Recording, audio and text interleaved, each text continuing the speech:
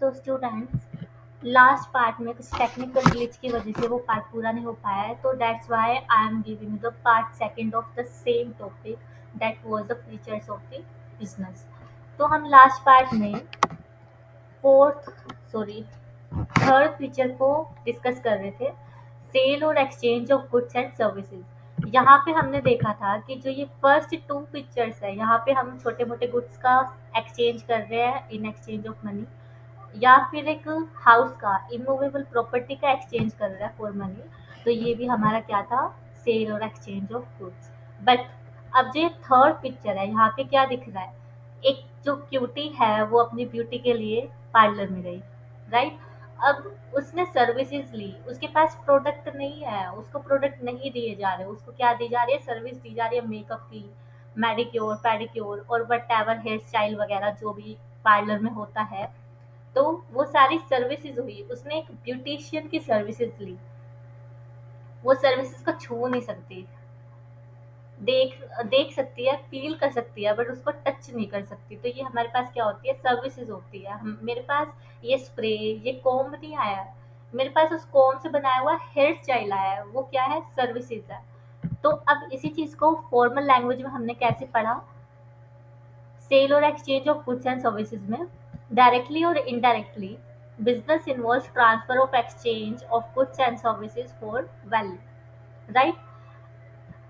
If you are produce you if goods are produced not for the purpose of sale but for personal consumption, like मेरे घर में मैं हूँ, मेरी mummy है, मैंने अपनी मम्मी का मेकअप कर दिया, तो that will not be a business। why, मैंने अपनी मम्मी से पैसे लिए क्या, नहीं, और मैं ले भी नहीं सकती। तो वो क्या है, फॉर पर्सनल कंजम्पशन, वो ब्यूटी सर्विसेज जो है बिजनेस की फॉर्म में नहीं गिनी जाएगी। It can be called as business activity. Thus, one essential characteristic of business is that there should be a sale or exchange of goods and services between seller and the buyer. Then उसके बाद हमारे पास है next feature, dealing in goods and services on a regular basis. इसका हमने previously भी थोड़ा example लिया था business of concept of business class में, कि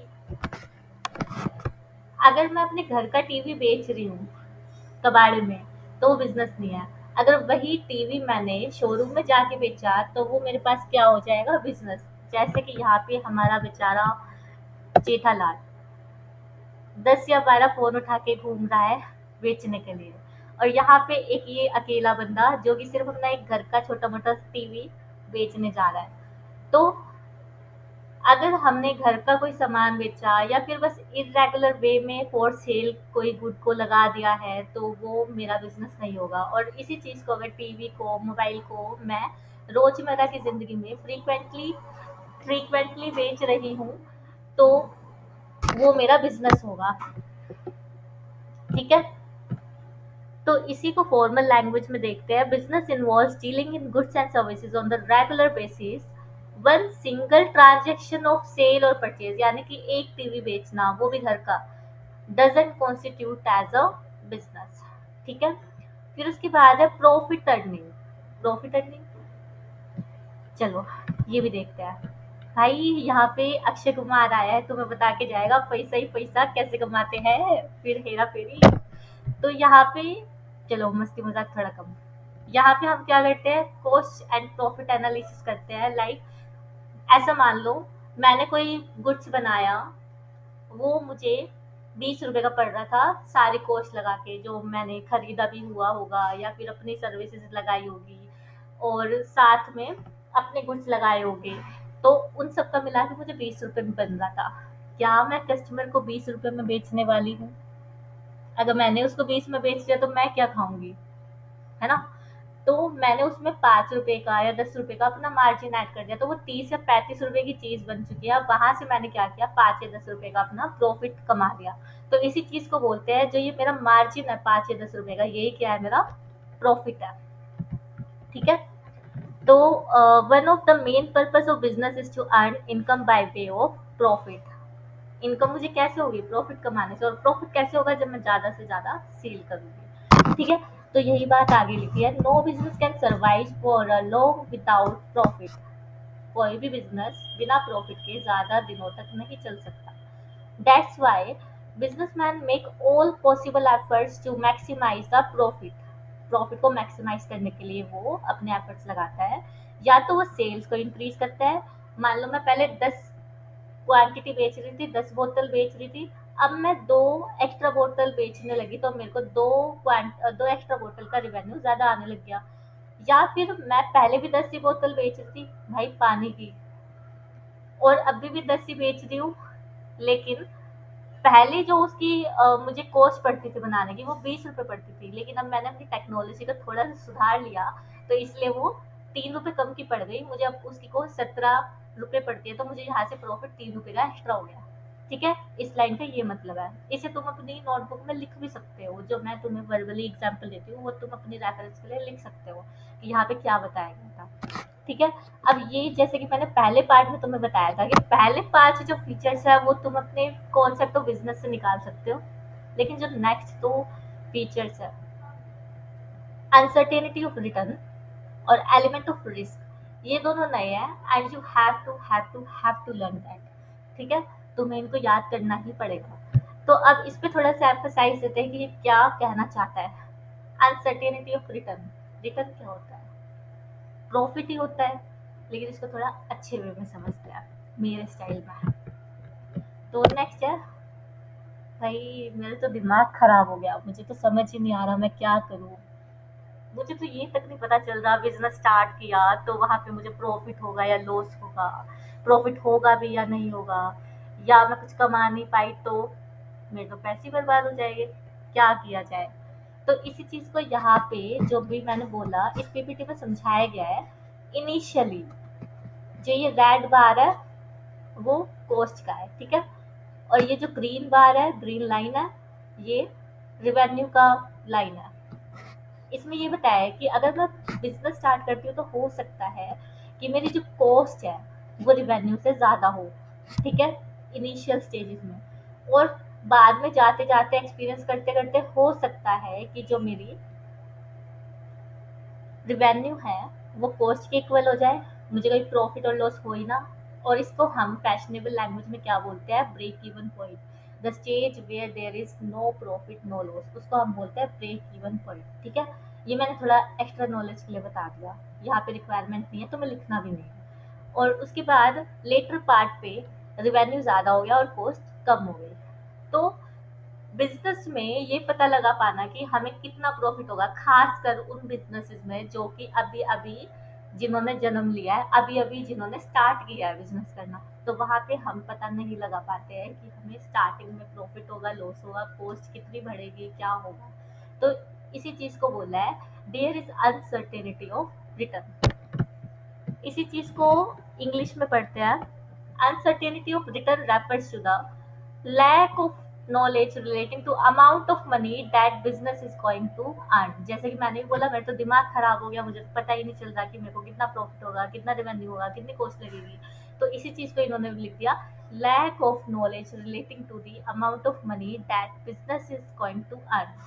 ठीक है, every business invest money that is capital. जैसे तुमने अपने अकाउंटेंट सब्जेक्ट में भी पढ़ा होगा कि इनिशियली एक बिजनेसमैन अपना बिजनेस स्टार्ट करने के लिए, कमेंस करने के लिए, ये वर्ड भी तुमने सुना होगा, कैश लगाता है या कुछ एसेट्स लगाता है, तो उसको हम क्या बोलते हैं? Capital. To run its activity with the objective of earning profit, but it is not certain as to what amount of profit will be earned।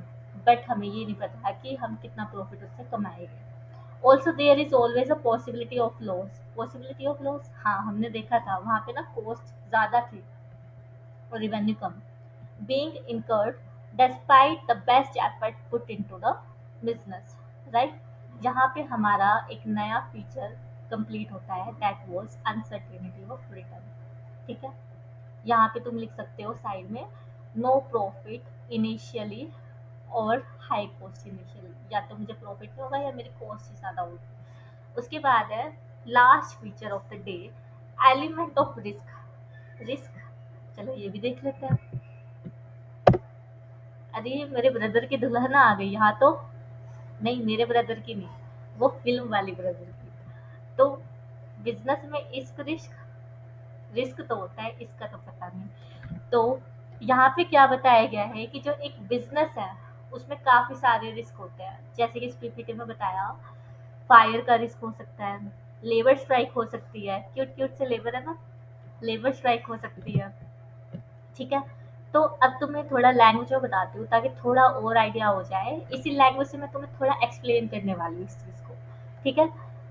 Risk is uncertainty associated with an exposure to loss, यानी कि loss की possibility है। ठीक है।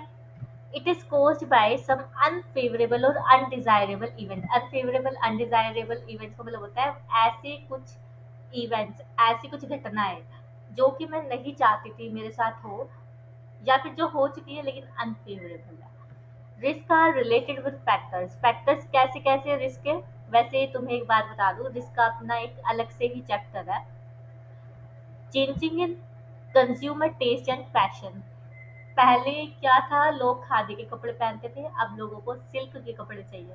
मेरा business तो खादी का था, बंद हो जाएगा। और होगा ही क्योंकि लोग खरीदेंगे ही नहीं, क्योंकि उन्हें अब सिल्क पसंद है। तो ये हो गया changes in consumer taste and fashion. फिर उसके बाद है change in method of production. पहले क्या होता था, लोग हाथों से बुनाई करते थे कपड़ों की। अगर तुम्हें पता हो तो हाथ से कपड़े बुनते थे, वो दो सिलाई होती थी। और अब क्या है, वही कपड़ा एक मशीन में जाके उसी वूल को, ऊन को हम मशीन में डाल देते हैं, कपड़ा बन के तैयार हो जाता है। और वहाँ पे जो कपड़े की कॉस्ट है वो भी कम हो जाती है, क्योंकि वहाँ मशीन में टाइम कम लगता है। तो लोग उसी चीज़ को खरीदना पसंद करेंगे जिसकी क्वालिटी भी अच्छी हो और पैसा भी कम देना पड़े। तो इस वजह से अगर मेरा हैंडीक्राफ्ट का बिजनेस था, हाथ से बनाने वाली चीज़ों का बिजनेस था, तो वो भी फ्लॉप हो जाएगा। देन उसके बाद है स्ट्राइक और labour lockout at work place. ऐसा भी तो हो सकता है कि मैं एक खड़ूस बिजनेसमैन हूँ, बिजनेस वुमेन हूँ, तो मैंने अपने लेबर्स की तनख्वाह नहीं दी हो, सैलरी ना दी हो। वो क्या फ्री में मुझे कमा के देंगे, फ्री में काम करेंगे? नहीं, बिल्कुल भी नहीं। वो क्या करेंगे, छोड़ के भाग जाएंगे?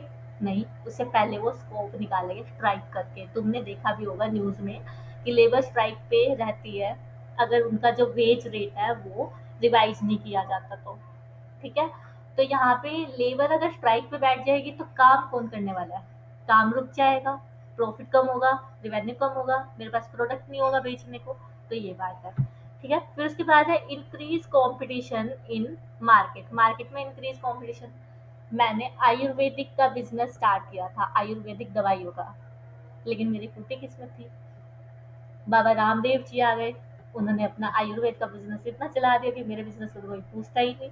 तो ये होता है कंपटीशन इन द मार्केट। फिर उसके बाद है fire, theft, accident and natural calamities. इसका क्या मतलब है, मैंने तो कल ही बिजनेस स्टार्ट किया था और बवंडर आके तबाह करके चला गया, और मेरे पास तो इंश्योरेंस भी नहीं था। तो ये कुछ रिस्क है जो कि एक बिजनेस में होते हैं। ये सिर्फ एक ओवरव्यू है, इसकी पूरी डिटेल तुम्हें आने वाले चैप्टर्स में पता चलेगी, जो कि आई थिंक थर्ड या फोर्थ चैप्टर है, उसमें पता चल जाएगा। ठीक है। तो ये थे एलिमेंट ऑफ रिस्क। अब एक बार हम गुम ना हो तो देख लेते हैं कि हमने कहाँ से स्टार्ट किया था। हमने स्टार्ट किया था फीचर ऑफ बिजनेस से, फीचर ऑफ बिजनेस एक्टिविटीज से। तो पहला feature, this is an economic activity. यहाँ पे तुम लिख सकते हो small shopkeeper and DLF builder का एग्जाम्पल। ये सिर्फ तुम्हें अपने रेफरेंस के लिए लिखना है कि मैम ने क्या समझाया था, एग्जाम में नहीं लिखना। फिर उसके बाद है प्रोडक्शन और procurement of goods and services. यहाँ मैंने तुम्हें क्या बताया था, या तो प्रोड्यूसर आलू खरीद लेगा या खुद उगा लेगा। ठीक है। फिर ये एक्सप्लेनेशन अपने वर्ड्स में तुम लिख सकते हो, लेकिन थोड़े कोशिश करना कि कीवर्ड्स तुम्हारे आ जाए, ये सब जो मैंने हाईलाइट किया। ठीक है। फिर उसके बाद है सेल और exchange of goods and services directly और इनडायरेक्टली। बिजनेस इन्वॉल्व्स ट्रांसफर और एक्सचेंज ऑफ गुड्स। यहाँ पे मैंने तुम्हें एग्जांपल दिया था स्मॉल थिंग्स का, और हाउस बाय करने का, और एक ब्यूटी सर्विसेज का। ठीक है, ये लिख सकते हो। फिर उसके बाद dealing in goods and services on regular basis. यहाँ पे वही जेठालाल का एग्जांपल और घर का टीवी बेचने वाला एग्जांपल।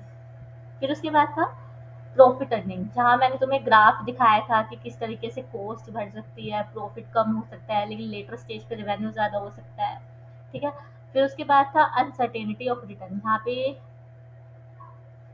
अ, नहीं, प्रॉफिट अर्निंग में मैंने तुम्हें बताया था कि मेरे पास जो रिवेन्यू होगा उसमें मेरा खुद का भी मार्जिन ऐड होगा, और उस मार्जिन को मैं प्रॉफिट बोलती हूँ, वही 35 - 20 वाला, 35 - 20, तो 15 का प्रॉफिट हुआ था। ठीक है। यहाँ अनसर्टेनिटी ऑफ रिटर्न में मैंने बताया था वो ग्राफ, रिवेन्यू और कॉस्ट वाला। फिर उसके बाद है एलिमेंट ऑफ रिस्क, इस पे तो हमने बहुत ज़्यादा चर्चा कर ली।